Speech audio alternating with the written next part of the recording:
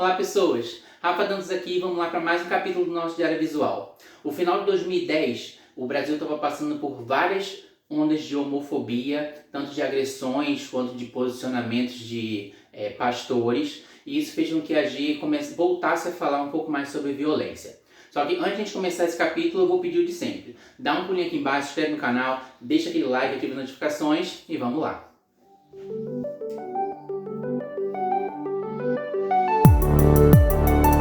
No projeto Diário Visual, hoje em questão dessa semana, a gente vai estar vendo o capítulo 155 e o editorial já falava a respeito das ondas de violência que estavam acontecendo, tanto aqui em São Paulo, quanto alguns posicionamentos de pastores. Então, o editor, que era o Marcel Figueiras, ele acabou falando um pouco sobre o que estava acontecendo e dando um ar de esperança no final do ano e para que a gente entrasse em 2011 com um gás muito maior, com a certeza que a gente tem que estar unido para lutar contra a homofobia. Aí chegando no mundo G, a gente já tem uma notícia super triste, que foi o adeus de Cláudia Bonder, que se foi tão jovem, pegou uma infecção, uma bactéria e acabou sendo acometida por essa doença e não resistiu. E a Cláudia sempre foi tão importante para a comunidade LGBT, muito ativista, artista, que sempre deu visibilidade à comunidade. E eu vou até convidar vocês a assistirem o vídeo lá do canal do Marquetito, que fala de toda a trajetória da Cláudia Bonder. Eu conto contigo, eu vou deixar o link aqui em cima para vocês, depois de terminar aqui, dar um clique lá e se atualizar sobre a vida da Cláudia, porque é sempre bom a gente manter viva as histórias, a vida e tudo que essas pessoas fizeram em prol das nossas vidas, por mais que a gente às vezes não reconheça isso.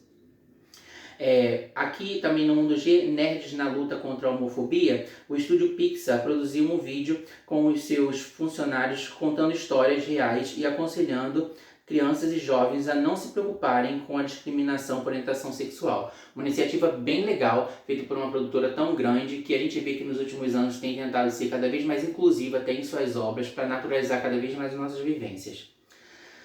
Também ainda no Mundo G, estava aqui uma matériazinha falando falando sobre o ator Marco Aldino, que tinha interpretado o Ney Matogrosso e que estava sendo retalhado pela sua igreja, que ela estava acusando ele de fazer vergonha, de dar mau nome à igreja por ele frequentar uma igreja e interpretar um personagem homossexual, e deram até uma restrição dele de 1 mês para ele pensar nos pecados dele de ter feito isso. E a gente vê que passam anos e anos, a igreja, em vez de se tornar cada vez mais inclusiva e respeitar o direito de ir e vir cada um, ela mais prega o ódio do que o amor. Bem que isso eu acho que não acaba sendo novidade para ninguém, né? Infelizmente, a gente vê que muitas pessoas acabam sendo julgadas por isso, e muitos cristãos que não têm essa mentalidade acabam sendo julgados da mesma forma, porque acho que as pessoas sempre acabam julgando a massa, né, pelas essas minorias que acabam fazendo o trabalho que dizem ser de Cristo de forma totalmente tortuosa para alimentar apenas os seus preconceitos. Logo abaixo tinha Sandy Apoia, falando sobre o apoio da Sandy às causas LGBTs, principalmente o casamento gay. E mais uma vez eu reforço aqui o quão é importante artistas dessa magnitude toda estarem falando em prol da comunidade, estarem apoiando cada vez mais a naturalização das nossas vivências. Ainda no Mundo G, o primeiro, a gente nunca esquece, estava falando sobre o primeiro beijo da série Glee com o personagem homossexual que tinha lá, e por incrível que pareça, o primeiro beijo gay dele veio justamente através do bully, que era homofóbico, que acabou pegando ele, dando um beijo na boca dele.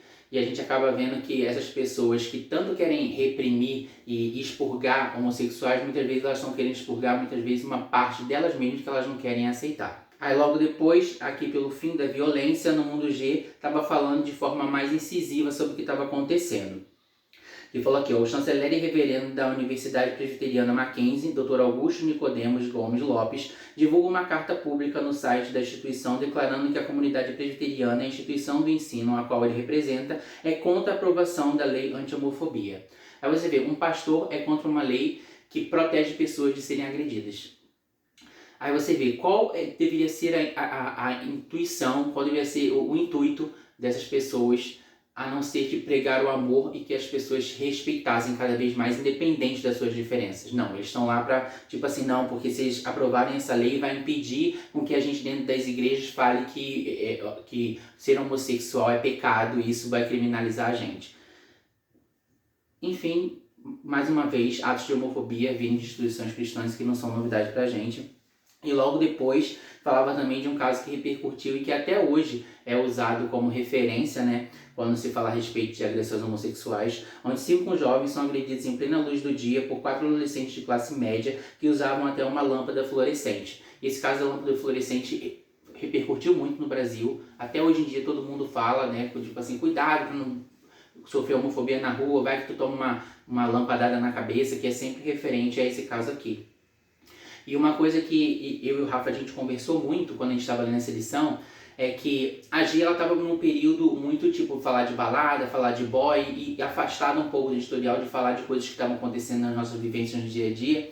E a gente acaba vendo que ela agora começou a se sentir obrigada a voltar a falar sobre o que estava acontecendo, porque realmente parece que aquela naturalização das nossas vivências, como todo mundo já está aceitando gay, então a gente não precisa mais falar de pautas LGBTs, a gente pode falar só de festa, de boy, começou tipo, a dar um passo atrás, peraí, a gente tem que voltar a falar de pautas importantes porque a gente está voltando a ser atacado novamente. Logo depois, na Voz da BGLT, o Tony Salles estava... Cismei que o nome dele é Tony Salles, gente. O Tony Reis estava falando a respeito de diversas coisas que estavam acontecendo no Brasil e também aqui, dentre eles, o Prêmio Educando para a Diversidade Sexual, onde teve a entrega do prêmio que ocorreu na Câmara dos Deputados em seguida ao seminário. O deputado federal Jean Willis conduziu a solenidade que premiou 10 iniciativas de promoção do respeito à diversidade sexual no ambiente educacional, que vai de encontro justamente à Escola Sem Homofobia, que até aqui estava falando também do seminário da Escola Sem Homofobia, que era o projeto que tinha sido concluído, mas que ainda estava gerando frutos. Que bom, né? Porque isso é uma pauta que a gente tem que estar sempre alimentando para que a gente consiga alcançar cada vez mais pessoas, para que a homofobia esteja sendo erradicada, ainda mais no momento que lá em 2010 estava acontecendo de muitos casos de homofobia.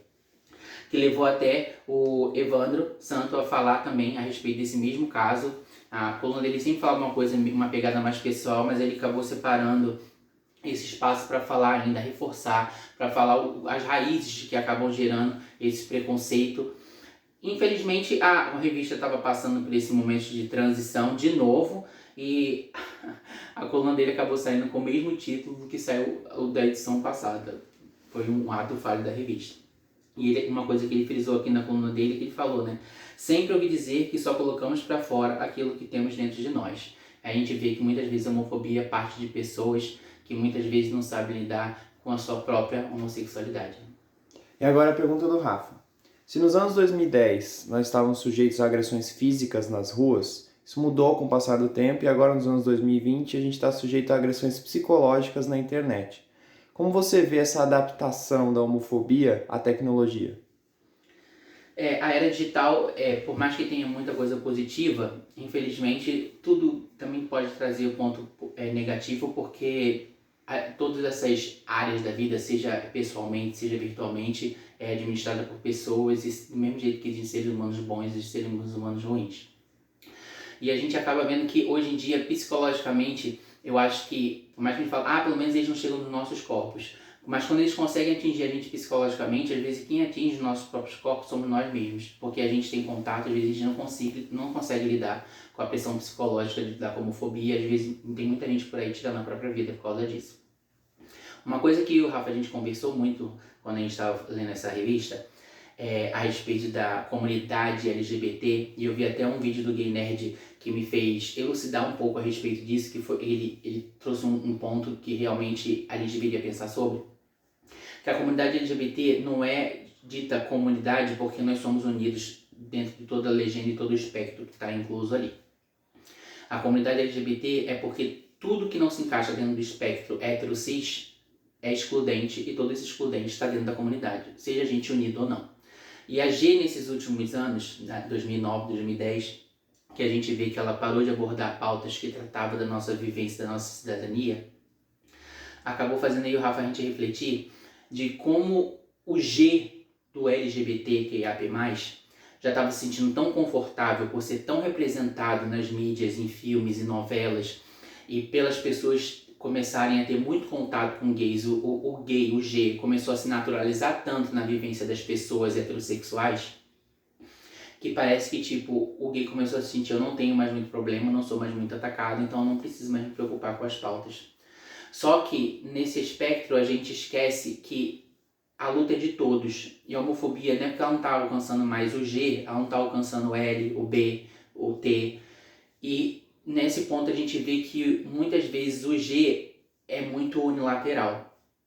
Ele pensa, tipo assim, eu já consegui meus privilégios, então não preciso lutar por mais nada. Isso se refletiu na G. Quando a G realmente começou a parar de falar de direitos, começou a parar de falar de cidadania e começou a se transformar em uma revista que eu só falava de festas e de homem gostoso.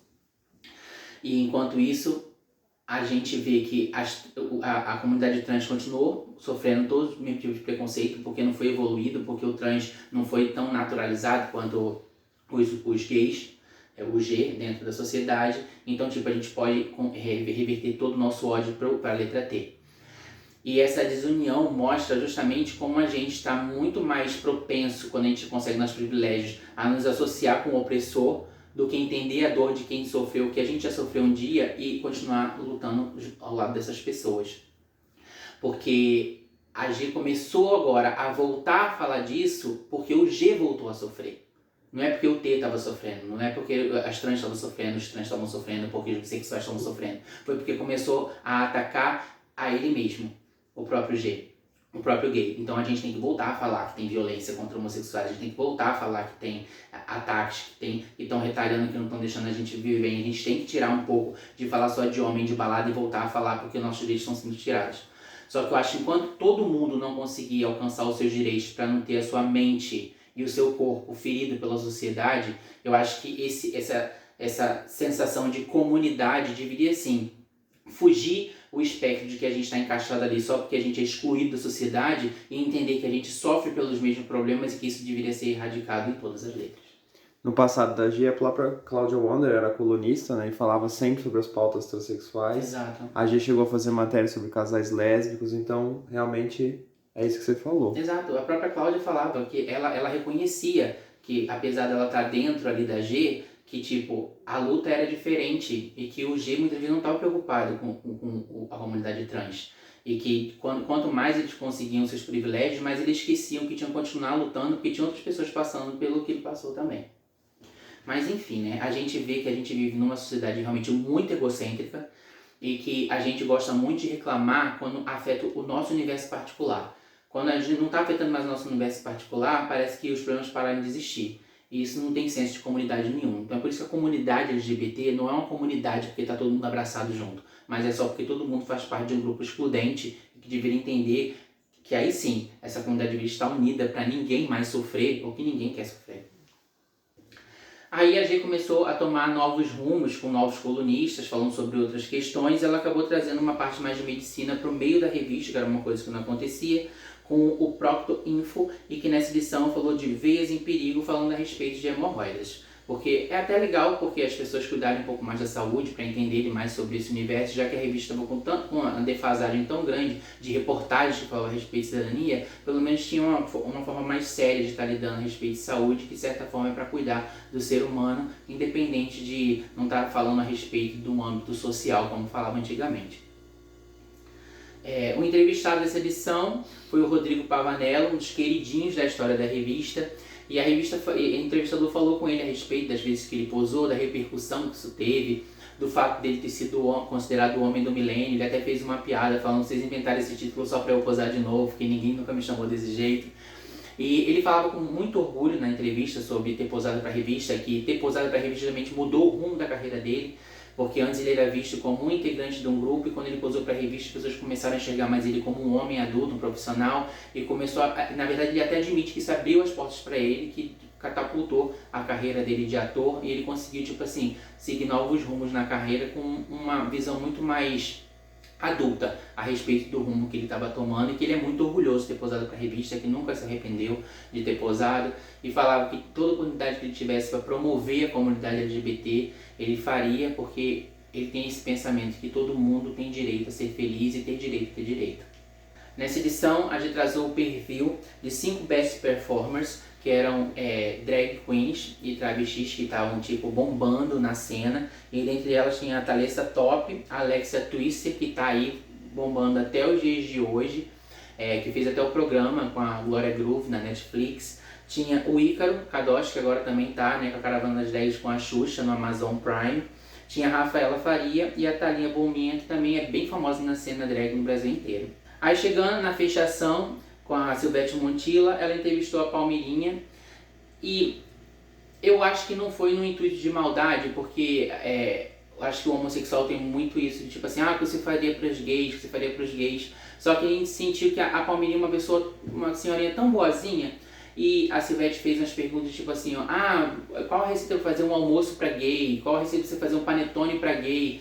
O que teria na cozinha de um gay? O que teria na cozinha de um gay? E a gente luta tanto por esse senso de naturalidade, normalidade, igualdade. E você fala, o que teria na cozinha do gay? O que teria na cozinha do gay? O que teria no panetone do gay? O que teria no almoço do gay? Gente, não tem diferença que você é gay, a comida, a cozinha ou um almoço, sabe?